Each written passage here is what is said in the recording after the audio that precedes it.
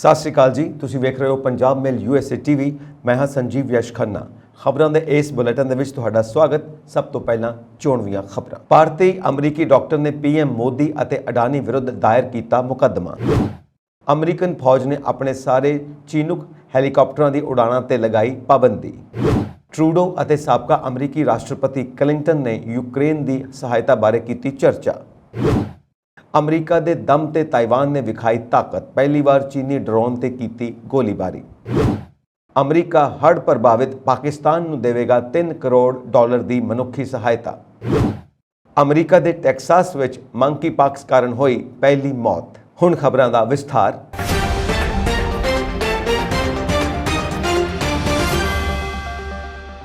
ਇੱਕ ਭਾਰਤੀ ਅਮਰੀਕੀ ਡਾਕਟਰ ਨੇ ਪ੍ਰਧਾਨ ਮੰਤਰੀ ਨਰਿੰਦਰ ਮੋਦੀ, ਆਂਧਰਾ ਪ੍ਰਦੇਸ਼ ਦੇ ਮੁੱਖ ਮੰਤਰੀ YS ਜਗਨਮੋਹਨ ਰੈਡੀ ਅਤੇ ਉੱਘੇ ਕਾਰੋਬਾਰੀ ਗੌਤਮ ਅਡਾਨੀ ਖਿਲਾਫ ਭ੍ਰਿਸ਼ਟਾਚਾਰ, ਪੈਗਾਸਸ, ਸਪਾਈਵੇਅਰ ਦੀ ਵਰਤੋਂ ਅਤੇ ਹੋਰ ਮੁੱਦਿਆਂ ਨੂੰ ਲੈ ਕੇ ਮੁਕੱਦਮਾ ਦਾਇਰ ਕੀਤਾ ਹੈ। ਕੋਲੰਬੀਆ ਦੀ ਅਮਰੀਕੀ ਜ਼ਿਲ੍ਹਾ ਅਦਾਲਤ ਨੇ ਇਹਨਾਂ ਸਾਰੇ ਲੋਕਾਂ ਨੂੰ ਸੰਮਨ ਜਾਰੀ ਕੀਤਾ ਹੈ। ਨਿਊਯਾਰਕ ਤੋਂ ਉੱਘੇ ਭਾਰਤੀ ਅਮਰੀਕੀ ਅਟਾਰਨੀ ਰਵੀ ਬੱਤਰਾ ਨੇ ਇਸ ਨੂੰ ਵਿਅਰਥ ਮੁਕੱਦਮਾ ਕਰਾਰ ਦਿੱਤਾ। ਰਿਚਮੰਡ ਸਥਿਤ ਗੈਸਟ੍ਰੋਐਂਟਰੋਲੋਜਿਸਟ ਡਾਕਟਰ ਲੋਕੇਸ਼ ਵਯੂਰੂ ਨੇ ਪ੍ਰਧਾਨ ਮੰਤਰੀ ਮੋਦੀ, ਰੈਡੀ ਅਤੇ ਅਡਾਨੀ ਦੇ ਖਿਲਾਫ ਇਹ ਮੁਕੱਦਮਾ ਦਾਇਰ ਕੀਤਾ। ਇਸ ਮੁਕੱਦਮੇ ਵਿੱਚ ਵਰਲਡ ਇਕਨੋਮਿਕ ਫੋਰਮ ਦੇ ਪ੍ਰਧਾਨ ਅਤੇ ਸੰਸਥਾਪਕ ਪ੍ਰੋਫੈਸਰ ਕਲੌਸ ਸ਼ਵਾਬ ਦਾ ਨਾਂ ਵੀ ਸ਼ਾਮਿਲ ਹੈ। ਆਂਧਰਾ ਪ੍ਰਦੇਸ਼ ਦੇ ਰਹਿਣ ਵਾਲੇ ਡਾਕਟਰ ਨੇ ਦੋਸ਼ ਲਾਇਆ ਕਿ ਪ੍ਰਧਾਨ ਮੰਤਰੀ ਮੋਦੀ, ਰੈਡੀ, ਅਡਾਨੀ ਅਤੇ ਹੋਰ ਭ੍ਰਿਸ਼ਟਾਚਾਰ ਵਿੱਚ ਸ਼ਾਮਿਲ ਹਨ, ਜਿਸ ਵਿੱਚ ਅਮਰੀਕਾ ਵਿੱਚ ਵੱਡੇ ਪੈਮਾਨੇ ਤੇ ਨਕਦੀ ਟ੍ਰਾਂਸਫਰ ਅਤੇ ਸਿਆਸੀ ਵਿਰੋਧੀਆਂ ਵਿਰੁੱਧ ਜਸੂਸੀ ਸਾਫਟਵੇਅਰ ਪੈਗਾਸਸ ਦੀ ਵਰਤੋਂ ਸ਼ਾਮਿਲ ਹੈ। ਹਾਲਾਂਕਿ ਡਾਕਟਰ ਨੇ ਇਸ ਸੰਬੰਧੀ ਕੋਈ ਸਬੂਤ ਪੇਸ਼ ਨਹੀਂ ਕੀਤਾ। ਡਾਕਟਰ ਵੱਲੋਂ 24 ਮਈ ਨੂੰ ਮੁਕੱਦਮਾ ਦਾਇਰ ਕੀਤਾ ਗਿਆ ਸੀ, ਜਿਸ ਤੋਂ ਬਾਅਦ ਅਦਾਲਤ ਨੇ 22 ਜੁਲਾਈ ਨੂੰ ਸੰਮਨ ਜਾਰੀ ਕੀਤੇ ਸਨ। ਭਾਰਤ ਵਿੱਚ ਉਹਨਾਂ ਨੂੰ ਇਹ ਸੰਮਨ 4 ਅਗਸਤ ਨੂੰ ਅਤੇ ਸ਼ਵਾਬ ਨੂੰ ਸਵਿਟਜ਼ਰਲੈਂਡ ਵਿੱਚ 2 ਅਗਸਤ ਨੂੰ ਦਿੱਤਾ ਗਿਆ ਸੀ। ਇਸ ਮਾਮਲੇ ਬਾਰੇ ਪੁੱਛੇ ਜਾਣ ਤੇ ਬੱਤਰਾ ਨੇ ਕਿਹਾ ਕਿ ਡਾਕਟਰ ਕੋਲ ਫਿਜ਼ੂਲ ਦਾ ਕਾਫੀ ਸਮਾਂ। ਉਹਨਾਂ ਕਿਹਾ ਕਿ ਇਹ ਇੱਕ ਵਿਅਰਥ ਮੁਕੱਦਮਾ ਹੈ। ਅਮਰੀਕੀ ਫੌਜ ਨੇ ਆਪਣੇ ਸਾਰੇ ਚੀਨੂਕ ਹੈਲੀਕਾਪਟਰਾਂ ਦੀਆਂ ਉਡਾਣਾਂ ਤੇ ਪਾਬੰਦੀ ਲਗਾ ਦਿੱਤੀ ਹੈ। ਇਹ ਫੈਸਲਾ ਉਹਨਾਂ ਦੇ ਇੰਜਨ ਵਿੱਚ ਅੱਗ ਲੱਗਣ ਦੀ ਸੰਭਾਵਨਾ ਦੇ ਮੱਦੇਨਜ਼ਰ ਲਿਆ ਗਿਆ ਹੈ। ਇੱਥੇ ਦੱਸ ਦਈਏ ਕਿ ਭਾਰਤ ਵਿੱਚ ਹਵਾਈ ਸੈਨਾ ਅਜੇ ਵੀ ਇਹਨਾਂ CH-47 ਹੈਲੀਕਾਪਟਰਾਂ ਦੀ ਵਰਤੋਂ ਕਰ ਰਹੀ ਹੈ। ਹਵਾਈ ਸੈਨਾ ਨੇ ਅਮਰੀਕਾ ਤੋਂ ਪਾਬੰਦੀਆਂ ਦੇ ਸਬੰਧ ਵਿੱਚ ਰਿਪੋਰਟ ਮੰਗੀ ਹੈ। ਅਮਰੀਕੀ ਹਵਾਈ ਸੈਨਾ ਦੇ ਇਸ ਫੈਸਲੇ ਤੋਂ ਬਾਅਦ ਭਾਰਤੀ ਅਧਿਕਾਰੀਆਂ ਨੇ ਕਿਹਾ ਕਿ ਮਾਮਲੇ ਦੀ ਜਾਂਚ ਕੀਤੀ ਜਾ ਰਹੀ ਹੈ।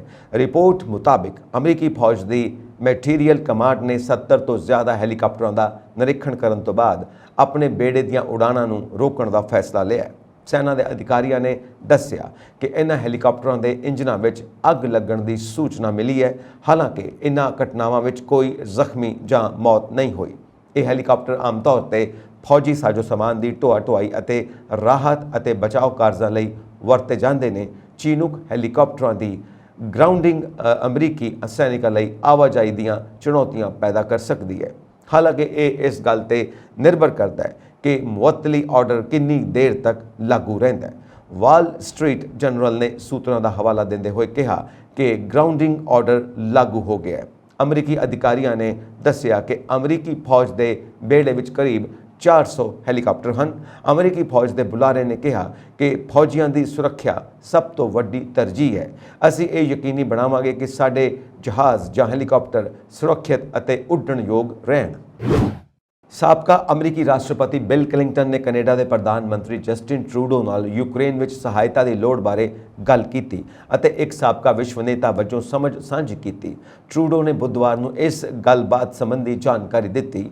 ਸੋਸ਼ਲ ਮੀਡੀਆ ਜ਼ਰੀਏ ਟਰੂਡੋ ਨੇ ਕਿਹਾ ਕਿ ਕੱਲ੍ਹ ਰਾਸ਼ਟਰਪਤੀ ਬਿਲ ਕਲਿੰਟਨ ਅਤੇ ਮੈਂ ਲੋਕਤੰਤਰ ਨੂੰ ਮਜ਼ਬੂਤ ਕਰਨ ਦੇ ਮਹੱਤਵ ਬਾਰੇ ਗੱਲ ਕੀਤੀ।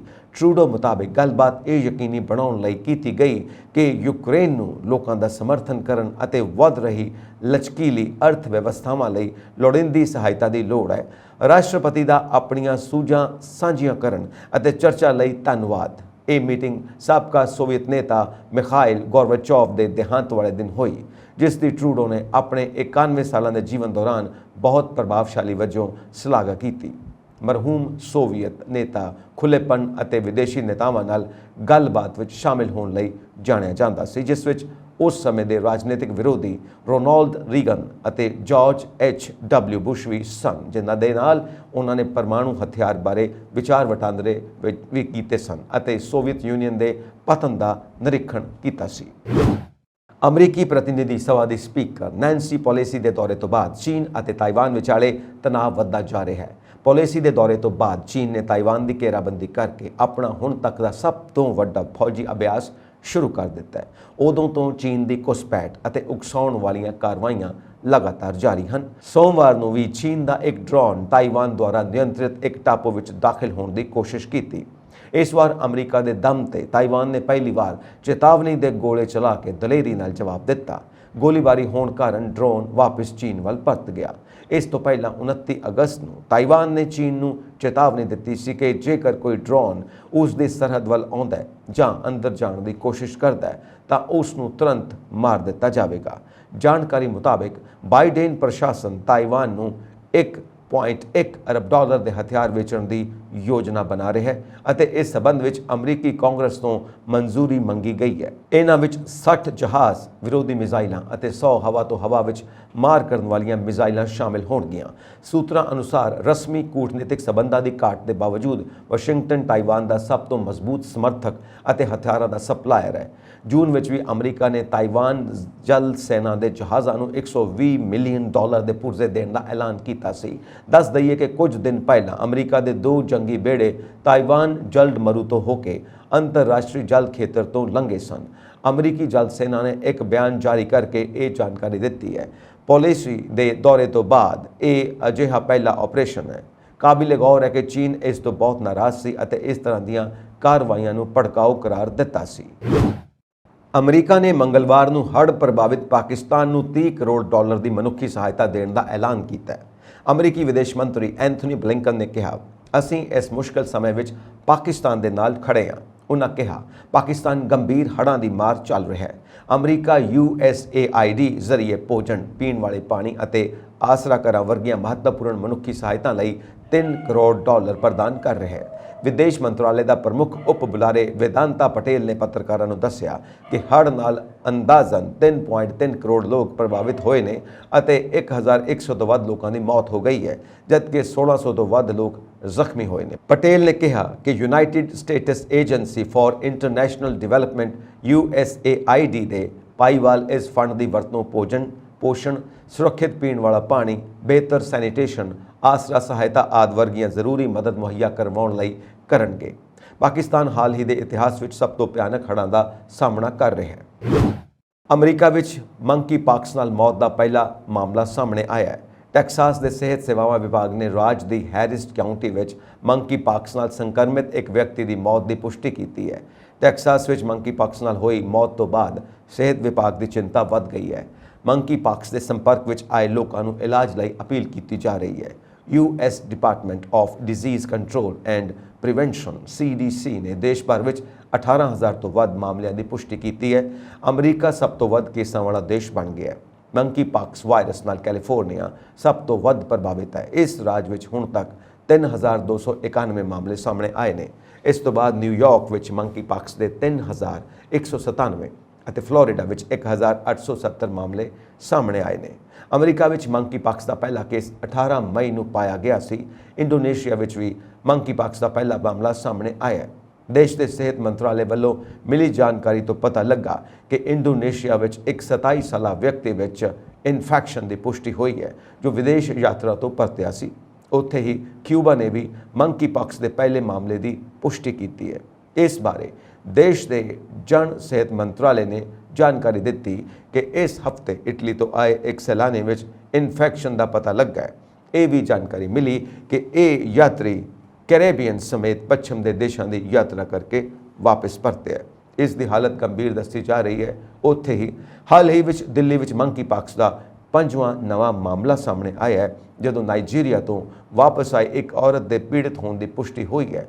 ਔਰਤ ਨੂੰ ਲੋਕ ਨਾਇਕ ਜੈ ਪ੍ਰਕਾਸ਼ ਨਾਰਾਇਣ LNJP ਹਸਪਤਾਲ ਵਿੱਚ ਭਰਤੀ ਕਰਵਾਇਆ ਗਿਆ ਹੈ। Indian council of medical research ਅਤੇ national institute of virology ICMRNIV ਦੇ ਖੋਜਕਾਰਾਂ ਨੇ ਜਾਣਕਾਰੀ ਦਿੱਤੀ ਹੈ ਕਿ ਭਾਰਤ ਵਿੱਚ ਰਿਪੋਰਟ ਕੀਤੇ ਗਏ ਪਹਿਲੇ 2 ਮਾਮਲਿਆਂ ਵਿੱਚ ਮਰੀਜ਼ ਮੰਕੀਪਾਕਸ ਵਾਇਰਸ ਸਟ੍ਰੇਨ A2 ਤੋਂ ਪੀੜਿਤ ਸਨ।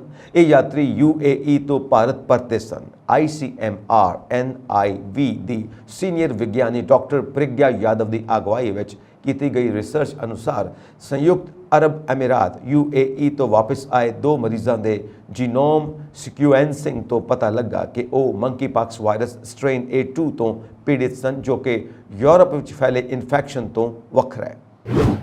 ਸਰਬੱਤ ਦਾ ਭਲਾ ਚੈਰੀਟੇਬਲ ਟਰਸਟ ਨੇ ਹੜ੍ਹਾਂ ਨਾਲ ਜੂਝ ਰਹੇ ਗੁਆਂਢੀ ਮੁਲਕ ਪਾਕਿਸਤਾਨ ਵਿੱਚ ਹੜ੍ਹ ਪੀੜਤਾਂ ਦੀ ਮਦਦ ਲਈ ਲਗਭਗ 30,000 ਪਾਉਂਡ ਦੀ ਵਿੱਤੀ ਮਦਦ ਭੇਜੀ ਹੈ। ਟਰਸਟ ਦੇ ਮੁਖੀ ਡਾਕਟਰ SP ਸਿੰਘ ਓਬਰਾਏ ਨੇ ਦੱਸਿਆ ਕਿ ਪਾਕਿਸਤਾਨ ਵਿੱਚ ਆਏ ਹੜ੍ਹਾਂ ਕਾਰਨ ਬਹੁਤ ਵੱਡਾ ਜਾਨੀ ਤੇ ਮਾਲੀ ਨੁਕਸਾਨ ਹੋਇਆ ਹੈ, ਜਿਸ ਕਾਰਨ ਹਜ਼ਾਰਾਂ ਲੋਕ ਬੇਘਰ ਹੋ ਗਏ ਨੇ। ਉਹਨਾਂ ਦੱਸਿਆ ਕਿ ਪਾਕਿਸਤਾਨ ਦੇ ਸੂਬਾ ਪੰਜਾਬ ਦੇ ਸਾਬਕਾ ਗਵਰਨਰ ਅਤੇ ਸਰਵਰ ਫਾਊਂਡੇਸ਼ਨ ਦੇ ਪ੍ਰਧਾਨ ਚੌਧਰੀ ਮੁਹੰਮਦ ਸਰਵਰ ਨੇ ਉਹਨਾਂ ਨਾਲ ਸੰਪਰਕ ਕਰਕੇ ਹੜ੍ਹ ਪੀੜਤਾਂ ਦੀ ਮਦਦ ਲਈ ਅਪੀਲ ਕੀਤੀ ਸੀ। ਇਸ ਮਗਰੋਂ ਸਰਬੱਤ ਦਾ ਭਲਾ ਚੈਰੀਟੇਬਲ ਟਰਸਟ ਨੇ ਹੜ੍ਹਾਂ ਦੌਰਾਨ ਸੇਵਾ ਕਾਰਜ ਨਿਭਾਉਣ ਲਈ ਸਰਵਰ ਫਾਊਂਡੇਸ਼ਨ ਲਾਹੌਰ ਨੂੰ ਹੜ੍ਹ ਪੀੜਤਾਂ ਦੀ ਮਦਦ ਲਈ 30,030 ਪਾਉਂਡ ਪਾਕਿਸਤਾਨ ਦੀ ਕਰੰਸੀ ਅਨੁਸਾਰ ਲਗਭਗ 80 ਲੱਖ ਰੁਪਏ ਭੇਜੇ ਸਨ। ਉਹਨਾਂ ਦੱਸਿਆ ਕਿ ਇਸ ਰਾਸ਼ੀ ਨਾਲ 1001 ਪੀੜਤ ਪਰਿਵਾਰਾਂ ਨੂੰ ਮਹੀਨੇ ਭਰ ਦੇ ਰਾਸ਼ਨ ਦੀਆਂ ਕਿੱਟਾਂ ਮੁਹੱਈਆ ਕਰਵਾਈਆਂ ਜਾਣਗੀਆਂ। ਉਹਨਾਂ ਦੱਸਿਆ ਕਿ ਗੁਰਦੁਆਰਾ ਕਰਤਾਰਪੁਰ ਸਾਹਿਬ ਦੇ ਲੰਗਰ ਲਈ ਆਟਾ ਗੁੰਨਣ, ਪੇੜੇ ਬਣਾਉਣ, ਰੋਟੀਆਂ ਬਣਾਉਣ ਤੋਂ ਇਲਾਵਾ ਆਟੋਮੈਟਿਕ ਡਿਸ਼ ਵਾਸ਼ਰ ਮਸ਼ੀਨਾਂ ਨੂੰ ਛੇਤੀ ਹੀ ਪਾਕਿਸਤਾਨ ਭੇਜਿਆ ਜਾਵੇਗਾ।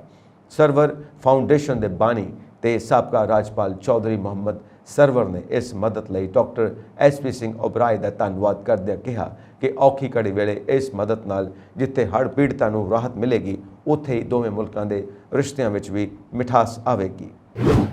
ਚੀਨ ਦੇ ਸ਼ੇਨਜ਼ੇਨ ਵਿੱਚ ਕਰੋਨਾ ਵਾਇਰਸ ਮਹਾਮਾਰੀ ਦੇ ਫੈਲਣ ਦੇ ਮੱਦੇਨਜ਼ਰ ਕੋਵਿਡ ਨਾਲ ਜੁੜੀਆਂ ਪਾਬੰਦੀਆਂ ਸਖਤ ਕਰ ਦਿੱਤੀਆਂ ਗਈਆਂ ਨੇ। ਵੀਰਵਾਰ ਨੂੰ ਜਾਰੀ ਕੀਤੇ ਗਏ ਨਵੇਂ ਨਿਯਮਾਂ ਅਨੁਸਾਰ ਸਭ ਤੋਂ ਸੰਘਣੀ ਆਬਾਦੀ ਵਾਲੇ ਬਾਇਓਨ ਜ਼ਿਲ੍ਹੇ ਵਿੱਚ ਅਗਲੇ 3 ਦਿਨਾਂ ਲਈ ਕਿਸੇ ਵੀ ਜਨਤਕ ਸਥਾਨ ਤੇ ਇਕੱਠੇ ਹੋਣ ਦੀ ਮਨਾਹੀ ਹੈ।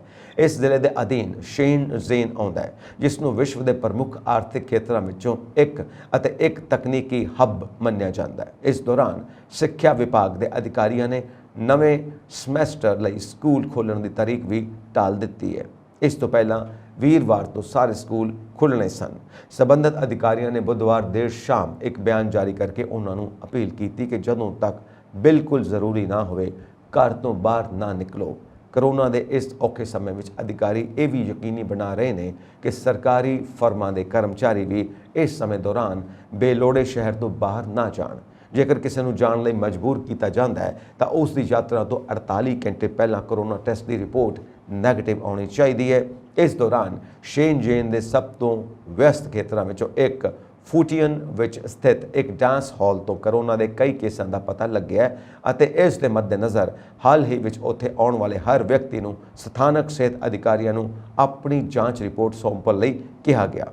ਇੰਨਾ ਹੀ ਨਹੀਂ, ਕਰੋਨਾ ਦੇ ਖਤਰੇ ਨੂੰ ਦੇਖਦੇ ਹੋਏ ਸਰਕਾਰ ਨੇ ਸੋਮਵਾਰ ਤੋਂ ਸ਼ੇਨਜ਼ੇਨ ਦੇ ਹੁਆਕੀਯਾਂਗ ਬੇਚ ਸਥਿਤ ਦੁਨੀਆ ਦੇ ਸਭ ਤੋਂ ਵੱਡੇ ਇਲੈਕਟ੍ਰੋਨਿਕਸ ਰਿਟੇਲ ਬਾਜ਼ਾਰ ਵਿੱਚ 4 ਦਿਨਾਂ ਲਈ ਲਾਕਡਾਊਨ ਲਗਾਉਣ ਦਾ ਫੈਸਲਾ ਕੀਤਾ ਹੈ।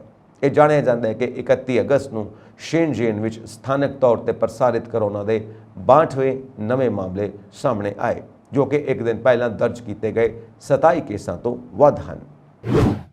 ਪੰਜਾਬ ਸਰਕਾਰ ਵੱਲੋਂ ਨਵੀਂ ਯੋਜਨਾ ਤਹਿਤ ਆਪਣੇ ਖਪਤਕਾਰਾਂ ਨੂੰ ਉਹਨਾਂ ਦੇ ਘਰਾਂ ਤੱਕ ਆਟਾ ਪਹੁੰਚਾਉਣ ਦੀ ਸਕੀਮ ਸੰਬੰਧੀ ਪੰਜਾਬ ਸਰਕਾਰ ਵੱਲੋਂ ਤੈਅ ਕੀਤੇ ਗਏ ਨਵੇਂ ਨਿਯਮਾਂ ਤੋਂ ਬਾਅਦ ਬੋਗਸ ਖਪਤਕਾਰਾਂ ਨੂੰ ਪਰਥੂ ਪੈ ਗਿਆ ਅਤੇ ਉਹ ਨਹੀਂ ਚਾਹੁੰਦੇ ਕਿ ਉਹਨਾਂ ਦੀ ਇਸ ਲਾਭਪਾਤਰੀ ਸਕੀਮ ਨੂੰ ਉਜਾਗਰ ਕੀਤਾ ਜਾ ਸਕੇ। ਪੰਜਾਬ ਸਰਕਾਰ ਵੱਲੋਂ ਜਾਰੀ ਆਦੇਸ਼ਾਂ ਮੁਤਾਬਿਕ 1 ਅਕਤੂਬਰ ਤੋਂ ਆਟਾ ਵੰਡਣ ਦੀ ਡਿਊਟੀ ਕਰਨ ਵਾਲੇ ਮੁਲਾਜ਼ਮ ਇੱਕ ਵਿਸ਼ੇਸ਼ ਕਿਸਮ ਦੀ ਟੀ-ਸ਼ਰਟ ਪਹਿਨ ਕੇ ਆਟਾ ਵੰਡਣਗੇ। ਹਰ ਇੱਕ ਲਾਭਪਾਤਰੀ ਨੂੰ ਆਟਾ ਦਿੰਦੇ ਸਮੇਂ ਇਹ ਮੁਲਾਜ਼ਮ ਉਹਨਾਂ ਦੇ ਘਰਾਂ ਵਿੱਚ ਨਹੀਂ ਜਾਣਗੇ, ਬਲਕਿ ਸੜਕ ਜਾਂ ਪਿੰਡ ਦੀ ਫਿਰਨੀ ਤੇ ਹੀ ਆਪਣਾ ਵਾਹਨ ਖੜਾ ਕਰਕੇ ਲਾਭਪਾਤਰੀ ਨੂੰ ਆਟਾ ਦੇਣਗੇ ਅਤੇ ਉਸ ਦੀ CCTV ਕੈਮਰੇ ਰਾਹੀਂ ਰਾਸ਼ਨ ਲੈਂਦੇ ਹੋਏ ਦੀ ਤਸਵੀਰ ਵੀ ਲਈ ਜਾਵੇਗੀ, ਤਾਂ ਕਿ ਦਫ਼ਤਰ ਵਿੱਚ ਬੈਠੇ ਅਧਿਕਾਰੀਆਂ ਨੂੰ ਪਤਾ ਲੱਗ ਸਕੇ ਕਿ ਕਿਹੜਾ ਲਾਭਪਾਤਰੀ ਇਸ ਸਕੀਮ ਦਾ ਫਾਇਦਾ ਲੈ ਰਿਹਾ ਹੈ। ਇੱਥੇ ਹੀ ਬਸ ਨਹੀਂ, ਮੁਹੱਲੇ ਦੇ ਲੋਕਾਂ ਨੂੰ ਵੀ ਜਾਣਕਾਰੀ ਹੋ ਜਾਵੇਗੀ ਕਿ ਉਹਨਾਂ ਦੇ ਆਸ-ਪਾਸ ਕਿਹੜਾ ਪਰਿਵਾਰ ਸਰਕਾਰ ਦੀ ਇਸ ਸਕੀਮ ਦਾ ਫਾਇਦਾ ਲੈ ਰਿਹਾ ਹੈ। ਖਾਸ ਕਰ ਕਾਰਾਂ ਅਤੇ 5911 ਟਰੈਕਟਰਾਂ ਦੇ ਮਾਲਕਾਂ ਲਈ ਅਜਿਹਾ ਹੋਣ ਨਾਲ ਕੁਝ ਵੀ ਛੁਪਾਇਆ ਨਹੀਂ ਜਾ ਸਕੇਗਾ। ਸਰਕਾਰ ਵੱਲੋਂ ਆਟਾ ਵੰਡਣ ਦੇ ਟੈਂਡਰ ਵਿੱਚ ਇਹ ਸ਼ਰਤ ਰੱਖੀ ਗਈ ਹੈ ਕਿ ਠੇਕੇ ਲੈਣ ਵਾਲੀ ਕੰਪਨੀ ਨੂੰ ਨਵੀਂ ਟੈਕਨੋਲੋਜੀ ਅਨੁਸਾਰ ਆਟੇ ਦੀ ਵੰਡ ਕਰਨੀ ਪਵੇਗੀ ਅਤੇ ਇੱਕ ਅਨੁਮਾਨ ਅਨੁਸਾਰ ਇਸ ਵੇਲੇ 1.5 ਕਰੋੜ ਤੋਂ ਵਧੇਰੇ ਲਾਭਪਾਤਰੀਆਂ ਦੇ ਘਰ ਵਿੱਚ ਆਟੇ ਦੀ ਸਪਲਾਈ ਕਰਨ ਵੇਲੇ ਜਿਹੜੇ ਵੀ ਮੁਲਾਜ਼ਮ ਜਾਣਗੇ ਉਹ ਆਪਣੀ ਉਸ ਡਿਲੀਵਰੀ ਵੈਨ ਵਿੱਚ ਭਾਰ ਤੋਲਣ ਵਾਲੀ ਮਸ਼ੀਨ ਵੀ ਰੱਖਣਗੇ।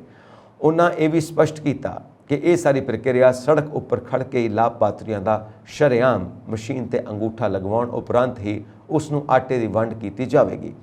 ਅਜਿਹੇ ਮੁਲਾਜ਼ਮਾਂ ਨੂੰ ਕਿਸੇ ਲਾਭਪਾਤਰੀ ਦੇ ਘਰ ਜਾਣ ਦੀ ਇਜਾਜ਼ਤ ਨਹੀਂ ਹੋਵੇਗੀ ਅਤੇ ਅਜਿਹਾ ਹੋਣ ਨਾਲ ਇਸ ਸਕੀਮ ਦਾ ਨਾਜਾਇਜ਼ ਤੌਰ ਤੇ ਫਾਇਦਾ ਲੈਣ ਵਾਲਿਆਂ ਵੱਲੋਂ ਛੁਪਾ ਕੇ ਰੱਖੀ ਗਈ ਜਾਣਕਾਰੀ ਬਾਹਰ ਆ ਜਾਵੇਗੀ। ਇਸ ਐਲਾਨ ਤੋਂ ਬਾਅਦ ਕਈ ਜਾਲਸਾਜ਼ੀ ਵਾਲੇ ਬਣੇ ਕਾਰਡ ਜਾਂ ਇਸ ਦੇ ਨਾਜਾਇਜ਼ ਫਾਇਦਾ ਲੈਣ ਵਾਲੇ ਸ਼ਰਮ ਮਹਿਸੂਸ ਕਰਦੇ ਹੋਏ ਡਿਪੂ ਹੋਲਡਰਾਂ ਕੋਲ ਆਪਣੇ ਕਾਰਡ ਕਟਵਾਉਣ ਦੀ ਹੋੜ ਵਿੱਚ ਲੱਗ ਪਏ ਨੇ।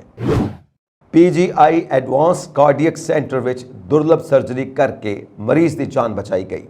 ਪੀਜੀਆਈ ਕਾਰਡੀਅਕ ਸੈਂਟਰ ਵਿੱਚ ਪਹਿਲੀ ਵਾਰ ਇੱਕ ਮਰੀਜ਼ ਵਿੱਚ ਰੋਬੋਟਿਕ ਅਸਿਸਟਡ ਬਾਇਓਰੇਸੋਰੇਬਲ ਸਟੈਂਟ ਇੰਪਲਾਂਟ ਕੀਤਾ ਗਿਆ, ਜੋ ਨਾ ਸਿਰਫ ਪੀਜੀਆਈ ਨੇ ਪਹਿਲੀ ਵਾਰ ਸਗੋਂ ਦੁਨੀਆ ਵਿੱਚ ਵੀ ਪਹਿਲੀ ਵਾਰ ਹੋਇਆ। ਇਹ case PGI advance cardiac centre ਦੇ ਮੁਖੀ ਪ੍ਰੋਫੈਸਰ ਯਸ਼ਪਾਲ ਸ਼ਰਮਾ ਦੀ ਨਿਗਰਾਨੀ ਹੇਠ ਹੋਇਆ। ਕੋਰੋਨਰੀ ਆਰਟਰੀ ਦੀ ਰੁਕਾਵਟ ਨਾਲ 47 ਸਾਲਾ ਪੁਰਸ਼ ਪੀਜੀਆਈ ਆਇਆ ਸੀ। ਮੇਨ ਕੋਰੋਨਰੀ ਧਮਨੀਆਂ ਵਿੱਚ 90% ਸਟੈਨੋਸਿਸ ਸੀ। ਕਾਰਡੀਅਕ ਕੈਥ ਲੈਬ ਦੀ ਕਾਰਡੀਅਨਸ ਰੋਬੋਟਿਕ ਆਰਮ ਨੇ ਇੱਕ ਮਰੀਜ਼ ਵਿੱਚ ਬਾਇਓਸਰੋਬੇਬਲ ਸਟੰਟ ਸਫਲਤਾਪੂਰਵਕ ਲਾਇਆ। ਇਸ ਤਕਨੀਕ ਦੀ ਖਾਸ ਗੱਲ ਇਹ ਹੈ ਕਿ ਸਟੰਟ ਆਪਣਾ ਕੰਮ ਕਰਨ ਤੋਂ ਬਾਅਦ, ਮਤਲਬ ਧਮਨੀ ਦੀ ਬਲੌਕੇਜ ਨੂੰ ਖੋਲ੍ਹਣ ਤੋਂ ਬਾਅਦ ਸਰੀਰ ਵਿੱਚ ਖੁਦ ਖੁੱਲ੍ਹ ਜਾਵੇਗਾ। ਪੀਜੀਆਈ ਭਾਰਤ ਵਿੱਚ ਕਾਰਡੀਓਲੋਜੀ ਵਿਭਾਗ ਦਾ ਐਡਵਾਂਸਡ ਕਾਰਡੀਅਕ ਸੈਂਟਰ ਭਾਰਤ ਵਿੱਚ ਪਹਿਲਾ ਸੈਂਟਰ ਹੈ ਜਿੱਥੇ ਰੋਬੋਟਿਕ ਅਸਿਸਟਡ PCI ਕੀਤੇ ਗਏ ਹਨ। ਰੋਬੋਟਿਕ ਸਿਖਲਾਈ ਦਾ ਪਹਿਲਾ ਪੜਾਅ ਪੂਰਾ ਹੋ ਚੁੱਕਾ ਹੈ ਅਤੇ ਜਲਦੀ ਹੀ ਉਦਘਾਟਨ ਕੀਤੇ ਜਾਣ ਦੀ ਉਮੀਦ ਹੈ। ਇਸ ਤਰ੍ਹਾਂ ਪੀਜੀਆਈ ਕੈਥ ਲੈਬ ਵਿੱਚ ਰੋਬੋਟ ਰਾਹੀਂ ਸਟੰਟ ਪ੍ਰੋਸੈਸ ਕੀਤਾ ਜਾਵੇਗਾ। ਰੋਬੋਟਿਕ ਰਾਹੀਂ ਇਸ ਵਿੱਚ ਉੱਚ ਪੱਧਰੀ ਸਟੀਕਤਾ ਦਾ ਫਾਇਦਾ ਹੈ ਅਤੇ ਜੋਖਮ ਨੂੰ ਘੱਟ ਕਰਦਾ ਹੈ। ਭਾਰਤ ਵਿੱਚ ਵਿਕਸਿਤ ਥਿਨਰ ਸਟਰਟਸ 100 ਮਾਈਕਰੋਨ ਦੇ ਨਾਲ ਨਵੇਂ ਬਾਇਓਸਰੋਬੇਬਲ ਸਟਰਟਸ ਪੇਸ਼ ਕੀਤੇ ਗਏ। ਹੁਣ ਇਹ ਸਟੰਟ 2-3 ਸਾਲਾਂ ਵਿੱਚ ਸਰੀਰ ਦੇ ਵਿੱਚ ਖੁੱਲ੍ਹ ਜਾਂਦੇ ਨੇ, ਜਿਸ ਨਾਲ ਕੁਦਰਤੀ ਧਮਨੀ ਬਰਕਰਾਰ ਰਹਿੰਦੀ ਹੈ। ਪੁਰਾਣੇ ਸਮਿਆਂ ਵਿੱਚ ਇਹਨਾਂ ਦਾ ਆਕਾਰ 50 ਮਾਈਕਰੋਨ ਸੀ। ਦਿਲ ਸਰੀਰ ਦਾ ਅਜਿਹਾ ਅੰਗ ਹੈ ਜੋ ਬਿਨਾਂ ਰੁਕੇ ਲਗਾਤਾਰ ਕੰਮ ਕਰਦਾ ਰਹਿੰਦਾ ਹੈ। ਇਸ ਦੀਆਂ ਮਾਸਪੇਸ਼ੀਆਂ ਨੂੰ ਅਜਿਹੀ ਸਥਿਤੀ ਵਿੱਚ ਖੂਨ ਦੀ ਲਗਾਤਾਰ ਲੋੜ ਹੁੰਦੀ ਹੈ ਜਿਸ ਦਾ ਕੰਮ ਦਿਲ ਦੀ ਆਰਟਰੀ ਧਮਨੀਆਂ ਕਰਦੀਆਂ ਨੇ। ਕੋਰੋਨਰੀ ਆਰਟਰੀ ਬਿਮਾਰੀ ਇੱਕ ਅਜਿਹੀ ਬਿਮਾਰੀ ਹੈ ਜਿਸ ਵਿੱਚ ਦਿਲ ਦੀਆਂ ਧਮਨੀਆਂ ਵਿੱਚ ਰੁਕਾਵਟ ਹੁੰਦੀ ਹੈ। ਇਸ ਤਰ੍ਹਾਂ ਦਿਲ ਵਿੱਚ ਖੂਨ ਦਾ ਪ੍ਰਵਾਹ ਠੀਕ ਨਹੀਂ ਹੁੰਦਾ। ਇਸ ਨਾਲ ਮਰੀਜ਼ ਨੂੰ ਛਾਤੀ ਵਿੱਚ ਦਰਦ ਤੋਂ ਲੈ ਕੇ ਹਾਰਟ ਅਟੈਕ ਤੱਕ ਆਉਣ ਦਾ ਖਤਰਾ ਵੱਧ ਜਾਂਦਾ ਹੈ। ਕੋਰੋਨਰੀ ਸਟੰਟ ਇੱਕ ਟਿਊਬ ਵਰਗਾ ਯੰਤਰ ਹੁੰਦਾ ਹੈ ਜੋ ਕਿਸੇ ਨਾੜੀ ਵਿੱਚ ਰੁਕਾਵਟ ਹੋਣ ਤੇ ਰੱਖਿਆ ਜਾਂਦਾ ਹੈ ਤਾਂ ਜੋ ਦਿਲ ਨੂੰ ਖੂਨ ਦੀ ਪੂਰੀ ਸਪਲਾਈ ਮਿਲ ਸਕੇ। ਸਰਜਰੀ ਰਾਹੀਂ ਸਟੰਟ ਨੂੰ ਧਮਨੀ ਦੇ ਉਸ ਹਿੱਸੇ ਵਿੱਚ ਰੱਖਿਆ ਜਾਂਦਾ ਹੈ ਜਿੱਥੇ ਕੋਲੇਸਟ੍ਰੋਲ ਜਮ੍ਹਾਂ ਹੋਣ ਕਾਰਨ ਖੂਨ ਦੀ ਸਪਲਾਈ ਨਹੀਂ ਹੁੰਦੀ ਅਤੇ ਦਿਲ ਦਾ ਦੌਰਾ ਪੈਣ ਦਾ ਖਤਰਾ ਰਹਿੰਦਾ ਹੈ। ਬੇਅਰ ਮੈਟਲ ਸਟੰਟ ਆਮ ਸਟੰਟ ਹੁੰਦੇ ਨੇ, ਜਦੋਂ ਕਿ ਖਾਸ ਕਿਸਮ ਦੇ ਡਰੱਗ ਐਲਿਊਟਿੰਗ ਸਟੰਟ ਵਿੱਚ ਦਵਾਈ ਸ਼ਾਮਿਲ ਹੁੰਦੀ ਹੈ, ਇਸ ਲਈ ਉਹਨਾਂ ਦੀ ਕੀਮਤ ਥੋੜੀ ਜ਼ਿਆਦਾ ਹੁੰਦੀ ਹੈ। ਮਨੁੱਖਤਾ ਦੇ ਰਹਿਬਰ ਜਗਤ ਗੁਰੂ ਸਿੱਖ ਧਰਮ ਦੇ ਬਾਨੀ ਸਾਹਿਬ ਸ੍ਰੀ ਗੁਰੂ ਨਾਨਕ ਦੇਵ ਜੀ ਮਹਾਰਾਜ ਅਤੇ ਜਗਤ ਮਾਤਾ ਸੁਲੱਖਣੀ ਜੀ ਦੇ ਪਾਵਨ ਵਿਆਹ ਪੁਰਬ ਦੀ ਯਾਦ ਵਿੱਚ ਅੱਜ ਇਤਿਹਾਸਿਕ ਗੁਰਦੁਆਰਾ ਸ੍ਰੀ ਬੇਰ ਸਾਹਿਬ ਜੀ ਸੁਲਤਾਨਪੁਰ ਲੋਧੀ ਵਿਖੇ ਬਕਾਇਦਾ ਗੁਰਮਤ ਸਮਾਗਮ ਮੈਨੇਜਰ ਭਾਈ ਸਰਬਦਿਆਲ ਸਿੰਘ ਕਰਿਆਲਾ ਦੀ ਦੇਖ ਰੇਖ ਵਿੱਚ ਆਰੰਭ ਹੋ ਗਏ। ਸਤਿਗੁਰੂ ਨਿਰੰਕਾਰ ਪਾਤਸ਼ਾਹ ਜੀ ਦੇ ਵਿਆਹ ਪੁਰਬ ਦੀ ਖੁਸ਼ੀ ਵਿੱਚ ਸ਼ਰਧਾਲੂਆਂ ਵੱਲੋਂ ਬੜੀ ਸ਼ਰਧਾ ਨਾਲ ਸੰਗਤਾਂ ਅਤੇ ਸ਼੍ਰੋਮਣੀ ਕਮੇਟੀ ਦੇ ਸਹਿਯੋਗ ਨਾਲ ਗੁਰਦੁਆਰਾ ਸ੍ਰੀ ਬੇਰ ਸਾਹਿਬ ਨੂੰ ਪਿਛਲੇ 5 ਦਿਨਾਂ ਤੋਂ ਬਹੁਤ ਹੀ ਸੁੰਦਰ ਢੰਗ ਨਾਲ ਵੰਨ-ਸੁਵੰਨੇ ਫੁੱਲਾਂ ਨਾਲ ਸਜਾਇਆ ਗਿਆ। ਉੱਥੇ ਹੀ ਸੰਗਤਾਂ ਦੇ ਸਹਿਯੋਗ ਨਾਲ ਨਗਰ ਕੀਰਤਨ ਦੇ ਰਸਤਿਆਂ ਵਿੱਚ ਵੱਖ-ਵੱਖ ਥਾਵਾਂ ਤੇ ਸਵਾਗਤੀ ਗੇਟ ਬਣਾਏ ਗਏ। ਖਾਲਸਾ ਮਾਰਬਲ ਹਾਊਸ ਸੁਲਤਾਨਪੁਰ ਲੋਧੀ ਵਿਖੇ ਨਗਰ ਕੀਰਤਨ ਵਿੱਚ ਸ਼ਾਮਿਲ ਸਮੂਹ ਸੰਗਤਾਂ ਲਈ ਲੱਡੂਆਂ ਦਾ ਪ੍ਰਸ਼ਾਦ ਅਤੇ ਚਾਹ ਪਕੌੜੇ ਦੇ ਅਤੁੱਟ ਲੰਗਰ ਪ੍ਰਬੰਧਕਾਂ ਵੱਲੋਂ ਲਗਾਏ ਜਾ ਰਹੇ ਨੇ। ਗੁਰੂ ਨਾਨਕ ਸੇਵਕ ਜੱਥਾ ਸੁਲਤਾਨਪੁਰ ਲੋਧੀ ਵੱਲੋਂ ਪ੍ਰਧਾਨ ਡਾਕਟਰ ਨਿਰਵੈਲ ਸਿੰਘ ਧਾਲੀਵਾਲ ਦੀ ਦੇਖਰੇਖ ਵਿੱਚ ਲੰਗਰਾਂ ਦੀ ਸੇਵਾ ਅਤੇ ਠੰਡੇ ਮਿੱਠੇ ਜਲ ਦੀ ਮੋਬਾਈਲ ਛਬੀਲ ਦਾ ਨਗਰ ਕੀਰਤਨ ਦੇ ਨਾਲ-ਨਾਲ ਪ੍ਰਬੰਧ ਕੀਤਾ ਗਿਆ। ਸ਼੍ਰੋਮਣੀ ਗੁਰਦੁਆਰਾ ਪ੍ਰਬੰਧਕ ਕਮੇਟੀ ਦੇ ਪ੍ਰਧਾਨ ਐਡਵੋਕੇਟ ਹਰਜਿੰਦਰ ਸਿੰਘ ਧਾਮੀ ਉਚੇਚੇ ਤੌਰ ਤੇ ਨਗਰ ਕੀਰਤਨ ਵਿੱਚ ਸ਼ਮੂਲੀਅਤ ਕਰਨਗੇ। ਇਸ ਦੇ ਇਲਾਵਾ ਸੰਗਤਾਂ ਦੀ ਸਹੂਲੀਅਤ ਲਈ ਸ਼੍ਰੋਮਣੀ ਕਮੇਟੀ ਵੱਲੋਂ ਵੱਖ-ਵੱਖ ਧਾਰਮਿਕ ਸੁਸਾਇਟੀਆਂ ਦੇ ਸਹਿਯੋਗ ਨਾਲ ਵਿਸ਼ੇਸ਼ ਪ੍ਰਬੰਧ ਕੀਤੇ ਜਾ ਰਹੇ ਨੇ।